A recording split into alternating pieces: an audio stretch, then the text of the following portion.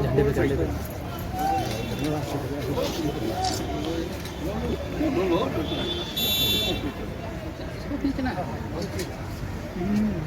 भारत माता की जय, भारत माता की जय, भारत माता की जय। गणतंत्र दिवस आज पूरे देश में मनाया जा रहा है और एडिटर्स गिल्ड की तरफ से भी यहाँ पर जो है आज गणतंत्र दिवस जो है वो मनाया जा रहा है। और आपको ये भी बताना चाहूँगा कि 26 जनवरी सन 1950 को आज के दिन जो है भारत का संविधान लागू हुआ था। देश 15 अगस्त 1947 को आज़ाद हुआ, लेकिन 26 जनवरी सन 1950 को जो है देश का संविधान लागू हुआ और 26 जनवरी 1950 से लेकर आज तक और हमेशा के लिए वही संविधान जो है वो भारत में लागू कर रहेगा। अधिनायक जय है भारत भाग्य विधाता, पंजाब सिंध गुजरात मराठा द्राविड़ उत्कल गंगा, विंध्य हिमाचल यमुना गंगा, उच्छल जलधि तरंगा। तब शुभ नामे जागे, तब शुभ आशीष मांगे, गाए सब जय गाथा। जन गण मंगल दायक जय है भारत भाग्य विधाता, जय है जय है जय है जय जय जय जय है। भारत माता की जय, भारत माता की जय, भारत माता की जय। एडिटर न्यूज़पेपर गिल्ड जो हमारी बनी थी, काफ़ी सालों से हम इसको सेलिब्रेट करते आ रहे हैं। इसको सिर्फ रस्मी तौर पर हम नहीं करते हैं, एक कमिटमेंट होती है हमारी कि हम एक नेशनलिस्ट पेपर है, सारे जो जितने भी हम लोग हैं, तो उसमें से जो हम इस दिन आज के दिन हम एक रेजोल्यूशन पास करते हैं हम आपस में बैठकर।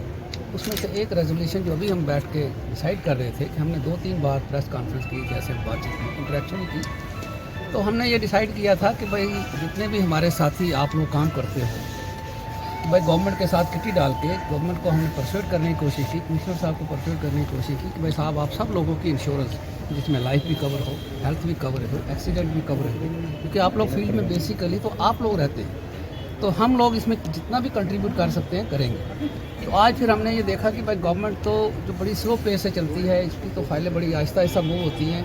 2-3 बार हमने जो प्रेजेंटेशन भी दे दी, मैंने भी, दुनिया साहब ने भी, हमने इकट्ठे की थी, तो लेकिन बना कुछ नहीं उसका, बड़ी स्लो पेस में कहीं आगे पीछे हो गए या दिखता कोई नहीं। जैसे ये कहते हैं कि सरकार बड़ी निकम्मी तरीके से चलती है, ब्यूरोक्रेटिक सरकार है, किसी को आप कुछ भी नहीं सकते हैं, किसी सेक्रेटरी में कोई टेलीफोन उठाने को तैयार नहीं, ग्रीवेंस सर बना। आज फिर हमने ये कंसेंसस बनाया आपस में कि साहब हम चैरिटी बिगिंस फ्रॉम होम, तो हमने गिल्ड के सब मेंबरों ने ये डिसाइड किया कि साहब हम जितने भी आप लोग हो हमारे साथ जुड़े हुए हमारे पेपरों के साथ, तो इनकी इंश्योरेंस जो है हमने विशाल जी की ड्यूटी लगाई है कि साहब आप एक हफ्ते के अंदर अंदर तीनों पॉलिसीज़ आप कवर कर दीजिए, उनके पैसे जो भी होंगे हम लोग कंट्रीब्यूट करेंगे। ये पहला आज हमने डिसीजन लिया कि साहब गवर्नमेंट तो जब करेगी करेगी, लेकिन हम जो कर सकते हैं, इसी तरह से हम बाकी पेपर वालों को भी सबको परसुएट करेंगे कि कम से कम वो अपने लेवल पर इन लोगों की जो 3 जो कवरेज हैं, एक्सीडेंटल, हेल्थ और जो लाइफ का इंश्योरेंस है, ये सारे लोग कवर कर दें। बाकी गवर्नमेंट के साथ जब बड़े डील होगी तो उन्होंने मुझे गुर्जा साहब ने कहा है कि आप एक प्रेजेंटेशन तैयार करिए, तो ये हमारे चेयरमैन साहब हैं, उनका हिदायत ही है, तो हम इसी को अमल करेंगे 2-3 दिन के, और कोशिश करेंगे राजभवन से हमको टाइम मिलेगा, जिन भी जो भी लोग मुतलका लोग हैं उनको हम रिप्रेजेंटेशन देंगे और इस इशू को आगे उठाएंगे। दूसरा, हमने पिछली बार भी रेजोल्यूशन पास ये किया था कि भाई साहब 3.5 साल से जम्मू कश्मीर में हम ब्यूरोक्रेटिक रूल देखते आ रहे हैं। ब्यूरोक्रेटिक रूल जो है वो कभी भी जमहूरियत का हिस्सा नहीं हो सकते, और इस वक्त तक आप सब ने देखा, आप सब रोज़ कवरेज करते हो कि साहब ब्यूरोक्रेटिक रूल कितना फेलियर है। किसी के साथ आपने अभी मेरे को मुझे साहब बता रहे थे, एक ग्रीवेंसी सेल बना था, गवर्नर हाउस में भी बनाया गया था, बाकी जगह भी ग्रीवेंस आए को दरख्वास्त दे दो, उसमें सुनवाई कोई नहीं होती है कि कोई नंबर के जो दिए हैं, जो अखबारों में भी छापे हम लोगों ने, साहब ये देखिए कोई उठाता नहीं है, फ़ोन ही नहीं कोई उठाता, तो ग्रीवेंसीज लोगों की कैसे वहाँ तक पहुँचेंगी और कब हल होंगी। इसी तरह से आप बेरोज़गारी की बातें हैं, बाकी और बातें हैं। तो सबसे 2 मुद्दे हमने पिछली बार डिस्कस किए थे जब आप प्रेस में सारे हमारी इंटरेक्शन हुई थी। तो एक हमने कहा था कि जम्मू के स्टेटहुड की जो लोग भी बात करेंगे, जो लोग भी इसको चाहते हैं, हम उनको सपोर्ट करेंगे, क्योंकि जम्मू के लिए ये पूरी कोई भी सब्सिट्यूट यूनियन टेरिटरी नहीं थी। तो जम्मू को या जम्मू कश्मीर को किसी भी तरह से रीस्टोर जो है वो स्टेटहुड होना चाहिए। ये पार्लियामेंट के अंदर स्टेटमेंट था शाह साहब का मतलब गवर्नमेंट का, गवर्नमेंट ऑफ इंडिया का ये स्टेटमेंट था। तो आज हम ये चाहते हैं कि आज के दिन भी हम ये प्रण लेते हैं कि साहब हम उन लोगों को सपोर्ट करेंगे जो ये लोग इस चीज़ का स्टेटहुड का मुद्दा लेके सामने आए। और ये हमारी डिमांड रहेगी कि साहब आप फौरी तौर पर जमहूरियत बहाल करेंगे, फौरी तौर पर आप डिलिमिटेशन की रिपोर्ट ले लीजिए। 2 साल आपने लगा दिए डिलिमिटेशन की रिपोर्ट लगाते और अभी तक रिपोर्ट उसकी सिर्फ ड्राफ्ट तैयार हुई है। तो 6 मार्च को उसकी लास्ट डेट हो रही है। तो जब तक आप 6 मार्च से पहले इसकी फाइनलाइजेशन नहीं करेंगे तो आप इलेक्शन का सोच भी नहीं सकते, क्योंकि फर्स्ट इलेक्शन यूनियन टेरिटरी का तभी होना है। तो मैं ये समझता हूँ कि ये गवर्नमेंट ऑफ इंडिया इसको परसुएट करना चाहिए, जो भी चेयरमैन हैं, मेंबर्स हैं, बाकी लोग हैं, कि साहब ये डिलिमिटेशन की जो भी रिपोर्ट आती है, किसी को मंजूर है कि नहीं है, लेकिन इलेक्शन तो डिलिमिटेशन होने के बाद ही होगा, रिपोर्ट का पब्लिकेशन, फाइनल पब्लिकेशन गजट हो जाएगी तभी ये होगा। तो हम ये चाहते हैं कि जमहूरियत को बहाल किया जाए, स्टेटहुड को बहाल किया जाए। बेरोज़गारी जो लोगों की है वो इतनी बढ़ गई जिसका हिसाब नहीं है, उनको रिड्रेस करने की कोशिश कीजिए, लोगों की ग्रीवेंसेस को रिड्रेस करने की कोशिश। आप लोगों ने क्रेडिट खाया 3 दिन पहले सरकार ने कि साहब हम रूरल एरियाज में लेके जा रहे हैं ये सब चीज़ें, और रूरल एरिया में वहाँ पे कमेटी बनेगी। अब किसी ने शौचालय बनाना है वहाँ पर तो वो पहले परमिशन लेगा, वो पहले जाएगा वो कमेटी के पास, और कमेटी में हेड कौन होगा उसमें, या तो उसमें हेड होगा SDM या हेड होगा दूसरी जगह आपका बोका की जो जिसको सब्सिट्यूट किया गया है वो होगा DC। तो पहले किसी ने शौचालय बनाना है, गौ शेड बनाना है, तो वो पहले दरखास्त लेगा तो वहाँ जाएगा। तो कहते हैं जी हमने पावरमेंट कर दी पंचायत को। क्या किया पावरमेंट? पंचायत का एक सरपंच आपने ले लिया, 5 मेंबर और हैं, तो 5 मेंबरों की चलेगी जो सरकार के है या उसकी पंचायत की? अगर देनी थी एम्पावरमेंट तो सारी की सारी पंचायत को दे दीजिए ना आप ऊपर क्यों बैठेंगे? जैसे चीफ मिनिस्टर बनाया जाता है स्टेट में, एड एंड एडवाइस आपकी चीफ मिनिस्टर गवर्नर काम करता है। तो या तो ऐसा करते आप, सब पावर तो आपने अपने हाथ में रखी, तो ये पीला पंजाब गांव में भी चलेगा। साहनी साहब, इसमें भी कंफ्यूजन है क्योंकि VLW, पटवारी और सरपंच को पंचायत लेवल पर जो है वो कमेटी गठित की गई है, और उस कमेटी में ये 3 मेंबर हैं, और ये कहा गया है कि अगर किसी को भी अब साइड प्लान पास करवाना है तो इनकी परमिशन लेनी पड़ेगी। लेकिन जैसे SDM चेयरमैन बनाए गए हैं, अगर आपको कमर्शियल बिल्डिंग बनानी है तो अगर रेजिडेंशियल बिल्डिंग के लिए कमेटी तो बनाई लेकिन चेयरमैन ही नियुक्त नहीं किया। अगर सरपंच कौन डिसाइड करेगा कि ये साइड प्लान जो है वो बिल्कुल सही है, क्योंकि तीनों मेंबर जो है वो एक्टिव हैं, यानी कि तीनों को चेयरमैन बना दिया या फिर कोई एक होना चाहिए। आप इसकी निटिगिटीज पे मत जाइए।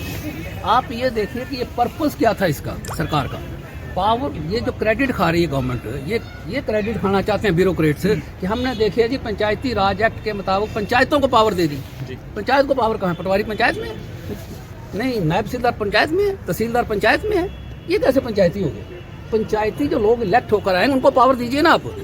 हम भी कहेंगे साहब आपने पावर दे दी।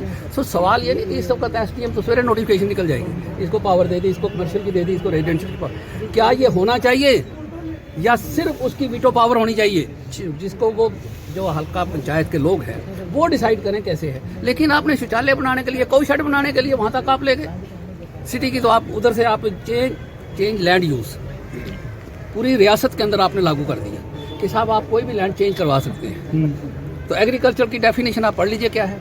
अगर इन्होंने सुबह एग्रीकल्चर लैंड खरीदनी है, ये कैसे खरीदेंगे? क्योंकि इनकी गिरदावरी अगर किसी ज़मीन पर पहले नहीं है तो मैं खरीद कैसे सकते हैं?